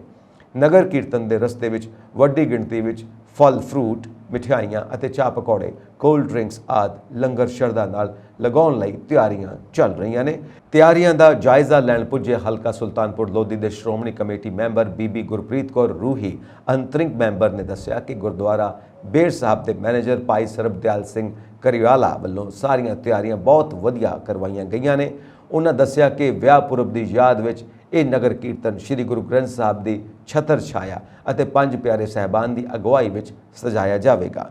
ਇਹ ਨਗਰ ਕੀਰਤਨ 2 ਸਤੰਬਰ ਨੂੰ ਸਵੇਰੇ 7 ਵਜੇ ਗੁਰਦੁਆਰਾ ਸ੍ਰੀ ਬੇਰ ਸਾਹਿਬ ਸੁਲਤਾਨਪੁਰ ਲੋਧੀ ਤੋਂ ਆਰੰਭ ਹੋਵੇਗਾ, ਜੋ ਤਲਵੰਡੀ ਚੌਧਰੀਆਂ, ਮੁੰਡੀ ਮੋੜ, ਫਤੂ ਢੀਂਗਾ, ਰਤਦੜਾ, ਉੱਚਾ, ਸੈਫਲਾਬਾਦ, कणैये के, खैड़ा बेट, सुरखपुर, संगोजला, जाति के, पंडाल बेट, पट्टे बेट, तालीवाल बेट, अड्डा मियाणी, बारकपुर, टिलवा, ब्यास, बाबा बकाला, अचल साहिब, बटाला शहर चौक, भाई सुखा सिंह, भाई महताब सिंह, गांधी चौक, लक्कड़ मंडी, हंसली पुल तो होंदा होया गुरुद्वारा सतकरतारियां साहब विखे समाप्त होवेगा। माझे मालवे ਅਤੇ ਦੁਆਬੇ ਦੇ ਸੰਗਮ ਹਰੀਕੇ ਝੀਲ ਕਿਨਾਰੇ ਤੋਂ ਅਸਥਾਨ ਈਸ਼ਰਧਾਮ ਨਾਨਕਸਰ ਹਰੀਕੇ ਦੇ ਮੁਖੀ ਬਾਬਾ ਮਾਧੋ ਸਿੰਘ ਦੀ ਅਗਵਾਈ ਵਿੱਚ ਵੱਡੀ ਗਿਣਤੀ ਵਿੱਚ ਸ਼ਰਧਾਲੂ ਸ਼੍ਰੀ ਗੁਰੂ ਨਾਨਕ ਦੇਵ ਜੀ ਦੇ ਵਿਆਹ ਪੁਰਬ ਦੀ ਯਾਦ ਵਿੱਚ ਫਲ ਫਰੂਟ ਅਤੇ ਮਠਿਆਈਆਂ ਭੇਟ ਕਰਨ ਲਈ ਗੁਰਦੁਆਰਾ ਸ਼੍ਰੀ ਬੇਰ ਸਾਹਿਬ ਨਤਮਸਤਕ ਹੋਏ। ਬੇਸ਼ੱਕ ਆਪ ਸਰਕਾਰ ਵੱਲੋਂ ਨਵੀਂ ਪਾਲਿਸੀ ਲਾਗੂ ਕਰਨ ਦਾ ਐਲਾਨ ਕਰ ਦਿੱਤਾ ਗਿਆ। ਨਵੀਂ ਪਾਲਿਸੀ ਵਿੱਚ ਵੀ ਰੇਤ ਬਜਰੀ ਦੀਆਂ ਕੀਮਤਾਂ ਘਟਣ ਦੀ ਬਜਾਏ ਵਧਦੀਆਂ ਵਿਖਾਈ ਦੇ ਰਹੀਆਂ ਨੇ, ਜਿੱਥੇ ਲੋਕਾਂ ਵਿੱਚ ਨਿਰਾਸ਼ਾ ਦਿਸ ਰਹੀ ਹੈ। ਉੱਥੇ ਹੀ ਦੂਜੇ ਪਾਸੇ ਦੇਸ਼ ਦੀ ਸੁਰੱਖਿਆ ਦਾ ਹਵਾਲਾ ਦਿੰਦੇ ਹੋਏ ਮਾਣਯੋਗ Punjab and Haryana high court ਨੇ ਗੁਰਦਾਸਪੁਰ ਅਤੇ ਪਠਾਨਕੋਟ ਵਿੱਚ ਮਾਈਨਿੰਗ ਤੇ ਰੋਕ ਲਗਾ ਦਿੱਤੀ ਹੈ, ਜਿਸ ਕਾਰਨ ਲੋਕਾਂ ਨੂੰ ਰੇਤ ਬਜਰੀ ਲੈਣ ਵਿੱਚ ਕਾਫੀ ਮੁਸ਼ਕਲਾਂ ਦਾ ਸਾਹਮਣਾ ਕਰਨਾ ਪੈ ਰਿਹਾ ਹੈ। ਹਾਲਾਂਕਿ ਸਰਕਾਰ ਅਤੇ ਮਾਈਨਿੰਗ ਠੇਕੇਦਾਰਾਂ ਵਿਚਾਲੇ ਪਿਛਲੇ ਕਰੀਬ 1 ਮਹੀਨੇ ਤੋਂ ਪਹਿਲਾਂ ਚੱਲ ਰਹੇ ਵਿਵਾਦ ਕਾਰਨ ਕ੍ਰੈਸ਼ਰ ਇੰਡਸਟਰੀ ਕਾਫੀ ਸਮੇਂ ਤੋਂ ਬੰਦ ਪਈ ਸੀ, ਜਿਸ ਕਾਰਨ ਇੰਡਸਟਰੀ ਨਾਲ ਜੁੜੇ ਕਈ ਕਾਰੋਬਾਰਾਂ ਦੇ ਨਾਲ ਟਰਾਂਸਪੋਰਟਰਾਂ ਤੇ ਆਰਥਿਕ ਸੰਕਟ ਦਾ ਪਹਾੜ ਟੁੱਟ ਚੁੱਕਾ ਹੈ। ਪਿਛਲੇ ਕਈ ਦਿਨਾਂ ਤੋਂ ਹੜਤਾਲ ਕਰ ਰਹੇ ਟਰਾਂਸਪੋਰਟਰਾਂ ਦਾ ਹੱਲ ਕਰਨ ਦੀ ਬਜਾਏ ਸਰਕਾਰ ਨੇ ਕੁਝ ਦਿਨ ਪਹਿਲਾਂ ਦੂਜੇ ਸੂਬਿਆਂ ਤੋਂ ਰੇਤ ਬਜਰੀ ਦੀ ਸਪਲਾਈ ਤੇ 7 ਰੁਪਏ ਪ੍ਰਤੀ ਫੁੱਟ ਦੇ ਹਿਸਾਬ ਨਾਲ ਟੈਕਸ ਲਾਇਆ। ਟਰਾਂਸਪੋਰਟਰਾਂ ਵੱਲੋਂ ਵੀ ਇਸ ਖਿਲਾਫ ਰੋਸ ਜ਼ਾਹਿਰ ਕਰਦੇ ਹੋਏ ਹੜਤਾਲਾਂ ਤੇ ਜਾਣ ਦਾ ਫੈਸਲਾ ਲਿਆ ਗਿਆ। ਪਿਛਲੇ ਦਿਨੀ ਟਰਾਂਸਪੋਰਟਰਾਂ ਵੱਲੋਂ ਹਾਈਵੇ ਤੇ ਚੱਕਾ ਜਾਮ ਕਰਕੇ ਆਪਣਾ ਰੋਸ ਜ਼ਾਹਿਰ ਕੀਤਾ ਗਿਆ ਸੀ, ਪਰ ਕਈ ਸੁਣਵਾਈ ਨਾ ਹੋਣ ਕਾਰਨ ਹੁਣ ਟਿੱਪਰ ਐਸੋਸੀਏਸ਼ਨ ਅਤੇ ਟਰਾਂਸਪੋਰਟਰਾਂ ਵੱਲੋਂ ਹੜਤਾਲ ਤੇ ਜਾਣ ਦਾ ਫੈਸਲਾ ਲਿਆ ਗਿਆ। ਦੱਸ ਦਈਏ ਕਿ ਪੰਜਾਬ ਦੀ ਬੰਦ ਪਈ ਕ੍ਰੈਸ਼ਰ ਇੰਡਸਟਰੀ ਕਾਰਨ ਜਿੱਥੇ ਪਹਿਲਾਂ ਹੀ ਟਰੱਕ, ਟਿੱਪਰਾਂ, ਟਰਾਲਿਆਂ ਰਾਹੀਂ ਪੂਰੇ ਸੂਬੇ ਵਿੱਚ ਰੇਤ ਬਜਰੀ ਦੀ ਸਪਲਾਈ ਕਰਕੇ ਰੋਜ਼ੀ ਰੋਟੀ ਕਮਾ ਰਹੇ ਟਰਾਂਸਪੋਰਟਰ ਬੇਰੁਜ਼ਗਾਰ ਹੋ ਚੁੱਕੇ ਨੇ, ਉੱਥੇ ਹੀ ਕਰਜ਼ੇ ਦੇ ਬੋਝ ਹੇਠ ਦੱਬਣ ਤੋਂ ਬਚਣ ਲਈ ਟਰਾਂਸਪੋਰਟਰ ਹਿਮਾਚਲ ਅਤੇ ਜੰਮੂ ਕਸ਼ਮੀਰ ਤੋਂ ਰੇਤ ਬਜਰੀ ਲਿਆ ਕੇ ਸੂਬੇ ਵਿੱਚ ਸਪਲਾਈ ਕਰ ਰਹੇ ਨੇ। ਹੁਣ ਉਹਨਾਂ ਤੇ ਪੰਜਾਬ ਨੇ ਵੀ ਨਵਾਂ ਆਦੇਸ਼ ਜਾਰੀ ਕਰਕੇ ਦੂਜੇ ਸੂਬਿਆਂ ਤੋਂ ਆਉਣ ਵਾਲੀ ਰੇਤਾ ਬਜਰੀ ਤੇ 7 ਰੁਪਏ ਪ੍ਰਤੀ ਫੁੱਟ ਟੈਕਸ ਲਾ ਦਿੱਤਾ ਹੈ। ਬੇਸ਼ੱਕ ਨਿਯਮਾਂ ਮੁਤਾਬਿਕ ਉਕਤ ਟੈਕਸ ਦੀ ਰਾਸ਼ੀ ਸਰਕਾਰ ਬਾਅਦ ਵਿੱਚ ਵਾਪਸ ਕਰੇਗੀ, ਪਰ ਟਰਾਂਸਪੋਰਟਰਾਂ ਮੁਤਾਬਿਕ ਪਹਿਲਾਂ ਮੰਦੀ ਦੀ ਮਾਰ ਚੱਲ ਰਹੇ ਟਰਾਂਸਪੋਰਟਰਾਂ ਲਈ ਮੌਕੇ ਤੇ ਹੀ ਟੈਕਸ ਭਰਨਾ ਮੁਸ਼ਕਿਲ ਹੋਵੇਗਾ। ਉਕਤ ਟੈਕਸ ਵਿਰੁੱਧ ਟਰਾਂਸਪੋਰਟਰਾਂ ਵੱਲੋਂ ਪੰਜਾਬ ਦੀਆਂ ਵੱਖ-ਵੱਖ ਥਾਵਾਂ ਤੇ ਧਰਨੇ ਦੇ ਕੇ ਇਸ ਨੂੰ ਸਰਕਾਰ ਦਾ ਨਾਦਰਸ਼ਾਹੀ ਫਰਮਾਨ ਕਰਾਰ ਦੇ ਕੇ ਸੂਬਾ ਪੁਲਿਸ ਤੇ ਵੀ ਗਵਾਂਢੀ ਸੂਬਿਆਂ ਤੋਂ ਮਾਲ ਲੈ ਕੇ ਆਉਣ ਤੇ ਓਵਰਲੋਡ ਦੇ ਬਹਾਨੇ ਚਲਾਨ ਕੱਟਣ ਦੇ ਦੋਸ਼ ਵੀ ਲਾਏ ਜਾ ਰਹੇ ਨੇ। ਨਵੇਂ ਟੈਕਸ ਦੇ ਵਿਰੋਧ ਵਿੱਚ ਕੁਝ ਟਰਾਂਸਪੋਰਟਰਾਂ ਨੇ ਆਪਣਾ ਰੋਸ ਜ਼ਾਹਿਰ ਕਰਦੇ ਹੋਏ ਕਿਹਾ ਕਿ J&K ਅਤੇ ਹਿਮਾਚਲ ਪ੍ਰਦੇਸ਼ ਦੇਸ਼ ਦਾ ਹਿੱਸਾ ਨਹੀਂ ਹਨ। ਇੱਥੋਂ ਮਾਲ ਲੈ ਕੇ ਆਉਣ ਤੇ ਉਹਨਾਂ ਨੂੰ ਵੱਖਰੇ ਤੌਰ ਤੇ ਟੈਕਸ ਦੇਣਾ ਪਵੇਗਾ, ਜਦਕਿ ਹਰ ਕਾਰੋਬਾਰ ਆਪਣਾ GST ਅਦਾ ਕਰ ਰਿਹਾ ਹੈ ਅਤੇ ਇੱਕ ਦੇਸ਼ ਇੱਕ GST ਟੈਕਸ ਦਾ ਹਮੇਸ਼ਾ ਨਾਰਾ ਦਿੱਤਾ ਜਾਂਦਾ ਹੈ, ਪਰ ਸਰਕਾਰ ਦੀਆਂ ਨੀਤੀਆਂ ਇਸ ਦੇ ਉਲਟ ਚੱਲ ਰਹੀਆਂ ਨੇ। ਉੱਥੇ ਹੀ ਪੰਜਾਬ ਸਰਕਾਰ ਦੇ ਇਸ ਹੁਕਮ ਕਾਰਨ ਲੋਕਾਂ ਨੂੰ ਰੇਤ ਬਜਰੀ ਮਹਿੰਗੀ ਉਪਲਬਧ ਹੋ ਰਹੀ ਹੈ, ਕਿਉਂਕਿ ਜੇ ਰੇਤ ਬਜਰੀ ਦਾ 5 ਤੋਂ 9 ਫੁੱਟ ਮਿਲਦਾ ਸੀ, ਅੱਜ ਉਸ ਦੀ ਕੀਮਤ 45 ਤੋਂ 50 ਰੁਪਏ ਫੁੱਟ ਤੱਕ ਪਹੁੰਚ ਗਈ ਹੈ। ਇਸ ਦੇ ਨਾਲ ਹੀ ਉਹਨਾਂ ਚਿੰਤਾ ਜ਼ਾਹਿਰ ਕੀਤੀ ਕਿ ਜੇਕਰ ਪੰਜਾਬ ਸਰਕਾਰ ਅਜਿਹਾ ਟੈਕਸ ਲਾਗੂ ਕਰਦੀ ਹੈ ਤਾਂ ਦੂਜੇ ਸੂਬੇ ਵੀ ਪੰਜਾਬ ਤੋਂ ਆਉਣ ਵਾਲੀਆਂ ਵੱਖ-ਵੱਖ ਚੀਜ਼ਾਂ ਦੀ ਸਪਲਾਈ ਤੇ ਟੈਕਸ ਲਾਗੂ ਕਰ ਦੇਣਗੇ। ਉਦਾਹਰਨ ਵਜੋਂ ਪੰਜਾਬ ਤੋਂ ਭਾਰੀ ਮਾਤਰਾ ਵਿੱਚ ਇੱਟਾਂ ਦੀ ਜੰਮੂ ਕਸ਼ਮੀਰ ਨੂੰ ਸਪਲਾਈ ਹੁੰਦੀ ਹੈ। ਜੇਕਰ ਅਜਿਹਾ ਟੈਕਸ ਜੰਮੂ ਕਸ਼ਮੀਰ ਸਰਕਾਰ ਵੀ ਸ਼ੁਰੂ ਕਰ ਦੇਵੇ ਤਾਂ ਟਰਾਂਸਪੋਰਟਰਾਂ ਲਈ ਹੋਰ ਵੀ ਮੁਸ਼ਕਿਲ ਖੜੀ ਹੋ ਸਕਦੀ ਹੈ। ਸਰਕਾਰ ਦੇ ਅਜਿਹੇ ਫਰਮਾਨਾਂ ਦਾ ਖਾਮਿਆਜ਼ਾ ਆਮ ਲੋਕਾਂ ਨੂੰ ਭੁਗਤਣਾ ਪੈ ਰਿਹਾ ਹੈ। ਕੋਟਕਪੂਰਾ ਗੋਲੀकांड ਮਾਮਲੇ ਵਿੱਚ ਗਠਿਤ ਵਿਸ਼ੇਸ਼ ਜਾਂਚ ਟੀਮ SIT ਵੱਲੋਂ ਸੰਮਨ ਜਾਰੀ ਕਰਨ ਤੋਂ ਬਾਅਦ ਹੁਣ ਬਾਈਬਲ ਕਲਾਂ ਮਾਮਲੇ ਵਿੱਚ ਵੀ SIT ਨੇ ਸ਼੍ਰੋਮਣੀ ਅਕਾਲੀ ਦਲ ਦੇ ਪ੍ਰਧਾਨ ਸੁਖਬੀਰ ਸਿੰਘ ਬਾਦਲ ਨੂੰ ਸੰਮਨ ਜਾਰੀ ਕੀਤੇ ਨੇ। ਸੁਖਬੀਰ ਬਾਦਲ ਨੇ ਸੰਮਨ ਜਾਰੀ ਕਰਦਿਆਂ 6 ਸਤੰਬਰ ਨੂੰ ਪੁੱਛਗਿੱਛ ਲਈ SIT ਦੇ ਸਾਹਮਣੇ ਹਾਜ਼ਰ ਹੋਣ ਲਈ ਕਿਹਾ। ਇਸ ਤੋਂ ਪਹਿਲਾਂ ਕੋਟਕਪੂਰਾ ਗੋਲੀकांड ਵਿੱਚ ਬਣਾਈ ਗਈ SIT ਨੇ ਸੁਖਬੀਰ ਬਾਦਲ ਨੂੰ 14 ਸਤੰਬਰ ਨੂੰ ਪੁੱਛਗਿੱਛ ਲਈ ਤਲਬ ਕੀਤਾ ਹੈ, ਪਰ ਸੁਖਬੀਰ ਬਾਦਲ SIT ਅੱਗੇ ਪੇਸ਼ ਨਹੀਂ ਹੋਏ ਸਨ। ਪੰਜਾਬ ਦੇ ਮਕਾਨ ਉਸਾਰੀ ਅਤੇ ਸ਼ਹਿਰੀ ਵਿਕਾਸ ਮੰਤਰੀ ਅਮਨ ਅਰੋੜਾ ਨੇ ਬੁੱਧਵਾਰ ਨੂੰ ਕਿਹਾ ਕਿ ਸੂਬੇ ਵਿੱਚੋਂ ਗੈਰ ਕਾਨੂੰਨੀ ਕਲੋਨੀਆਂ ਜਲਦ ਹੀ ਬੀਤੇ ਸਮੇਂ ਦੀ ਗੱਲ ਹੋ ਜਾਣਗੀਆਂ। ਉਹਨਾਂ ਭਰੋਸਾ ਦਿੱਤਾ ਕਿ ਪੰਜਾਬ ਸਰਕਾਰ ਵੱਲੋਂ ਮਨਜ਼ੂਰਸ਼ੁਦਾ ਕਲੋਨੀਆਂ ਬਣਾਉਣ ਵਾਲੇ ਕੋਲੋਨਾਈਜ਼ਰਸ ਨੂੰ ਸਹੂਲਤਾਂ ਦੇਣ ਦੇ ਨਾਲ-ਨਾਲ ਉਤਸ਼ਾਹਿਤ ਵੀ ਕੀਤਾ ਜਾਵੇਗਾ। ਉਹਨਾਂ greater Ludhiana area development authority GLADA ਨੂੰ ਵੀ ਹਦਾਇਤ ਕੀਤੀ ਕਿ ਉਹ ਆਪਣੇ ਅਧਿਕਾਰ ਖੇਤਰ ਵਿੱਚ ਚੱਲ ਰਹੇ ਵਿਕਾਸ ਕਾਰਜਾਂ ਨੂੰ ਜੰਗੀ ਪੱਧਰ ਤੇ ਨੇਪਰੇ ਚਾੜਨ। ਉਹਨਾਂ ਇਹ ਵੀ ਹਦਾਇਤ ਕੀਤੀ ਕਿ ਸਾਰੀਆਂ ਮਨਜ਼ੂਰਸ਼ੁਦਾ ਕਲੋਨੀਆਂ ਦੇ ਵਸਨੀਕਾਂ ਨੂੰ ਬਿਹਤਰੀਨ ਸਹੂਲਤਾਂ ਯਕੀਨੀਆਂ ਬਣਾਈਆਂ ਜਾਣ, ਕਿਉਂਕਿ ਮਾਨ ਸਰਕਾਰ ਸੂਬੇ ਦੇ ਸਰਬਪੱਖੀ ਵਿਕਾਸ ਲਈ ਵਚਨਬੱਧ ਹੈ। ਅਮਨ ਅਰੋੜਾ ਨੇ ਗਲਾਡਾ ਦਫ਼ਤਰ ਵਿਖੇ ਗਲਾਡਾ ਵੱਲੋਂ ਕੀਤੇ ਜਾ ਰਹੇ ਵਿਕਾਸ ਕਾਰਜਾਂ ਦਾ ਜਾਇਜ਼ਾ ਲੈਣ ਉਪਰੰਤ ਬਚਤ ਭਵਨ ਵਿਖੇ ਕੋਲੋਨਾਈਜ਼ਰਾਂ ਅਤੇ ਰੈਜ਼ੀਡੈਂਟ ਵੈਲਫੇਅਰ ਐਸੋਸੀਏਸ਼ਨਾਂ ਨਾਲ ਗੱਲਬਾਤ ਕਰਦਿਆਂ ਇਹ ਗੱਲ ਕਹੀ। ਵਿਕਾਸ ਕਾਰਜਾਂ, ਗੈਰ ਕਾਨੂੰਨੀ ਕਲੋਨੀਆਂ ਨੂੰ ਨਿਯਮਿਤ ਕਰਨ ਅਤੇ ਅਥਾਰਟੀ ਦੀ ਵਿੱਤੀ ਸਥਿਤੀ ਦਾ ਜਾਇਜ਼ਾ ਲੈਣ ਲਈ ਗਲਾਡਾ ਭਵਨ ਵਿਖੇ ਅਧਿਕਾਰੀਆਂ ਨਾਲ ਮੀਟਿੰਗ ਦੌਰਾਨ ਕੈਬਨਿਟ ਮੰਤਰੀ ਨੇ ਕਿਹਾ ਕਿ ਸੂਬਾ ਸਰਕਾਰ ਪ੍ਰਭਾਵਸ਼ਾਲੀ ਪ੍ਰਣਾਲੀ ਰਾਹੀਂ ਸ਼ਹਿਰੀ ਖੇਤਰਾਂ ਦੇ ਸਮੁੱਚੇ ਵਿਕਾਸ ਨੂੰ ਯਕੀਨੀ ਬਣਾਉਣ ਲਈ ਠੋਸ ਯਤਨ ਕਰ ਰਹੀ ਹੈ। ਉਹਨਾਂ ਅਧਿਕਾਰੀਆਂ ਨੂੰ ਇੱਕ ਰਣਨੀਤੀ ਉਲੀਕਣ ਦੇ ਵੀ ਨਿਰਦੇਸ਼ ਦਿੱਤੇ, ਜਿਸ ਤਹਿਤ ਪ੍ਰਵਾਨਿਤ ਰਿਹਾਇਸ਼ੀ ਕਲੋਨੀਆਂ ਅਤੇ ਉਦਯੋਗਿਕ ਐਸਟੇਟ ਵਿੱਚ ਬੁਨਿਆਦੀ ਢਾਂਚੇ ਤੇ ਵੱਧ ਤੋਂ ਵੱਧ ਫੰਡ ਖਰਚੇ ਜਾਣ। ਮੰਤਰੀ ਨੇ ਉਹਨਾਂ ਨੂੰ ਨਵੀਆਂ ਸ਼ਹਿਰੀ ਅਤੇ ਉਦਯੋਗਿਕ ਐਸਟੇਟ ਤਿਆਰ ਕਰਨ ਲਈ ਢੁਕਵੀਆਂ ਥਾਵਾਂ ਲੱਭਣ ਤੇ ਵੀ ਨਿਰਦੇਸ਼ ਦਿੱਤੇ। ਇਸ ਤੋਂ ਇਲਾਵਾ ਮੰਤਰੀ ਨੇ ਇਸ ਗੱਲ ਤੇ ਜ਼ੋਰ ਦਿੱਤਾ ਕਿ ਅਧਿਕਾਰੀ ਵਿਆਜ ਪ੍ਰਾਪਤ ਕਰਨ ਲਈ ਇਹਨਾਂ ਫੰਡਾਂ ਨੂੰ ਬੈਂਕ ਖਾਤਿਆਂ ਵਿੱਚ ਨਾ ਰੱਖਣ, ਸਗੋਂ ਉਹ ਇਹਨਾਂ ਫੰਡਾਂ ਦੀ ਵਰਤੋਂ ਮਨਜ਼ੂਰਸ਼ੁਦਾ ਕਲੋਨੀਆਂ ਵਿੱਚ ਯੋਜਨਾਬੱਧ ਤਰੀਕੇ ਨਾਲ ਵਿਕਾਸ ਕਾਰਜਾਂ ਲਈ ਵਸਨੀਕਾਂ ਨੂੰ ਸਹੂਲਤਾਂ ਪ੍ਰਦਾਨ ਕਰਨ ਲਈ ਕਰਨ। ਕੈਬਨਿਟ ਮੰਤਰੀ ਨੇ ਦੱਸਿਆ ਕਿ ਪਿਛਲੀਆਂ ਸਰਕਾਰਾਂ ਦੀ ਸਰਪ੍ਰਸਤੀ ਹੇਠ ਸੂਬੇ ਵਿੱਚ ਹਜ਼ਾਰਾਂ ਗੈਰ ਮਨਜ਼ੂਰਸ਼ੁਦਾ ਕਲੋਨੀਆਂ ਬਣਾਈਆਂ ਗਈਆਂ ਸਨ। ਇਨ੍ਹਾਂ ਅਣਅਧਿਕਾਰਿਤ ਸ਼ਹਿਰੀ ਕਲੋਨੀਆਂ ਕਾਰਨ ਸਰਕਾਰੀ ਖਜ਼ਾਨੇ ਨੂੰ ਭਾਰੀ ਨੁਕਸਾਨ ਹੋਇਆ। ਪਿਛਲੀ ਸਰਕਾਰ ਦੇ ਆਗੂਆਂ ਤੇ ਵਰਦੀਆਂ ਅਰੋੜਾ ਨੇ ਕਿਹਾ ਕਿ ਸਰਕਾਰ ਸਾਰੇ ਮੁੱਦਿਆਂ ਦੇ ਹੱਲ ਲਈ ਯਤਨਸ਼ੀਲ ਹੈ ਅਤੇ ਨਿਰਵਿਘਨ ਸ਼ਹਿਰੀ ਵਿਕਾਸ ਨੂੰ ਯਕੀਨੀ ਬਣਾਉਣ ਲਈ ਸਤੰਬਰ ਵਿੱਚ ਨਵੀਂ ਨੀਤੀ ਸ਼ੁਰੂ ਕੀਤੀ ਜਾਵੇਗੀ। ਪਿਛਲੀਆਂ ਸਰਕਾਰਾਂ ਵੱਲੋਂ ਜੋ ਵੀ ਗਲਤ ਕੀਤਾ ਗਿਆ ਉਸ ਵਿਰੁੱਧ ਸਖਤ ਕਾਰਵਾਈ ਕੀਤੀ ਜਾਵੇਗੀ। ਉਹਨਾਂ ਕਿਹਾ ਕਿ ਪੰਜਾਬ ਵਿੱਚ ਹੁਣ ਤੋਂ ਕੋਈ ਵੀ ਗੈਰ ਕਾਨੂੰਨੀ ਕਲੋਨੀ ਨਹੀਂ ਬਣੇਗੀ। ਕਾਂਗਰਸ ਸੰਸਦ ਮੈਂਬਰਾਂ ਮਨੀਸ਼ ਤਿਵਾੜੀ, ਸ਼ਸ਼ੀ ਥਰੂਰ ਅਤੇ ਕਾਰਤੀ ਚਿਦੰਬਰਮ ਨੇ ਪਾਰਟੀ ਪ੍ਰਧਾਨ ਦੀ ਚੋਣ ਨਾਲ ਜੁੜੀ ਚੋਣ ਮੰਡਲ ਡੈਲੀਗੇਟਾਂ ਦੀ ਸੂਚਨੀ ਜਨਤਕ ਨਾ ਕੀਤੇ ਜਾਣ ਤੇ ਸਵਾਲ ਖੜੇ ਕਰਦੇ ਹੋਏ ਬੁੱਧਵਾਰ ਨੂੰ ਕਿਹਾ ਕਿ ਚੋਣ ਨਾਲ ਸੰਬੰਧਿਤ ਪੂਰੀ ਪ੍ਰਕਿਰਿਆ ਨਿਰਪੱਖ ਅਤੇ ਪਾਰਦਰਸ਼ੀ ਹੋਣੀ ਚਾਹੀਦੀ ਹੈ। ਤਿਵਾੜੀ ਨੇ ਕਿਹਾ ਕਿ ਚੋਣ ਮੰਡਲ ਦੀ ਸੂਚੀ ਪਾਰਟੀ ਦੀ ਵੈਬਸਾਈਟ ਤੇ ਪਾਈ ਜਾਵੇ। ਦੂਜੇ ਪਾਸੇ ਮਿਸਤਰੀ ਨੇ ਕਿਹਾ ਕਿ ਪਾਰਟੀ ਦੇ ਪ੍ਰਧਾਨ ਅਹੁਦੇ ਦੀ ਚੋਣ ਨਾਲ ਜੁੜੀ ਪੂਰੀ ਪ੍ਰਕਿਰਿਆ ਨਿਰਪੱਖ, ਪਾਰਦਰਸ਼ੀ ਅਤੇ ਕਾਂਗਰਸ ਦੇ ਸੰਵਿਧਾਨ ਮੁਤਾਬਿਕ ਹੈ ਅਤੇ ਚੋਣ ਮੰਡਲ ਦੀ ਸੂਚੀ ਨੂੰ ਜਨਤਕ ਨਹੀਂ ਕੀਤਾ ਜਾ ਸਕਦਾ, ਪਰ ਉਮੀਦਵਾਰਾਂ ਨੂੰ ਇਹ ਮੁਹੱਈਆ ਕਰਵਾ ਦਿੱਤੀ ਜਾਵੇਗੀ। ਲੋਕ ਸਭਾ ਮੈਂਬਰ ਤਿਵਾੜੀ ਨੇ ਟਵੀਟ ਕੀਤਾ ਕਿ ਮਧੂਸੂਦਨ ਮਿਸਤਰੀ ਜੀ ਕੋਲੋਂ ਪੂਰੇ ਸਨਮਾਨ ਨਾਲ ਪੁੱਛਣਾ ਚਾਹੁੰਦਾ ਕਿ ਚੋਣ ਸੂਚੀ ਦੇ ਜਨਤਕ ਰੂਪ ਵਿੱਚ ਮੁਹੱਈਆ ਹੋਏ ਬਿਨਾਂ ਨਿਰਪੱਖ ਅਤੇ ਸੁਤੰਤਰ ਚੋਣ ਕਿਵੇਂ ਹੋ ਸਕਦੀ ਹੈ।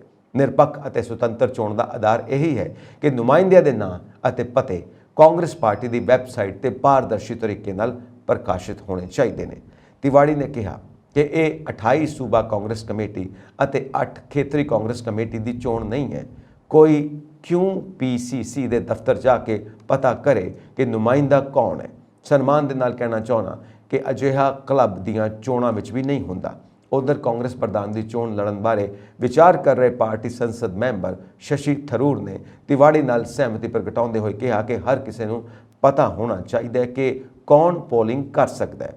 ਉਹਨਾਂ ਕਿਹਾ ਕਿ ਮੈਨੂੰ ਲੱਗਦਾ ਹੈ ਕਿ ਇਹ ਮਹੱਤਵਪੂਰਨ ਹੈ ਕਿ ਚੋਣ ਸੂਚੀ ਨੂੰ ਲੈ ਕੇ ਪਾਰਦਰਸ਼ਤਾ ਹੋਣੀ ਚਾਹੀਦੀ ਹੈ। ਜੇਕਰ ਮਨੀਸ਼ ਨੇ ਇਸ ਦੇ ਲਈ ਪੁੱਛਿਆ ਤਾਂ ਮੈਨੂੰ ਭਰੋਸਾ ਹੈ ਕਿ ਹਰ ਕੋਈ ਇਸ ਨਾਲ ਸਹਿਮਤ ਹੋਵੇਗਾ। ਕਾਂਗਰਸ ਸੰਸਦ ਮੈਂਬਰ ਕਾਰਤੀ ਚਿਦੰਬਰਮ ਨੇ ਵੀ ਤਿਵਾੜੀ ਦੀ ਰਾਏ ਦੀ ਹਿਮਾਇਤ ਕੀਤੀ ਅਤੇ ਕਿਹਾ ਕਿ ਹਰ ਚੋਣ ਲਈ ਚੰਗੀ ਤਰ੍ਹਾਂ ਪਰਿਭਾਸ਼ਿਤ ਚੋਣ ਮੰਡਲ ਹੋਣਾ ਚਾਹੀਦਾ ਹੈ। ਇਹ ਸਨ ਅੱਜ ਦੀਆਂ ਮੁੱਖ ਖਬਰਾਂ। ਹੋਰ ਅਪਡੇਟਸ ਦੇ ਲਈ ਵੇਖਦੇ ਰਹੋ ਪੰਜਾਬ ਮੇਲ USA TV।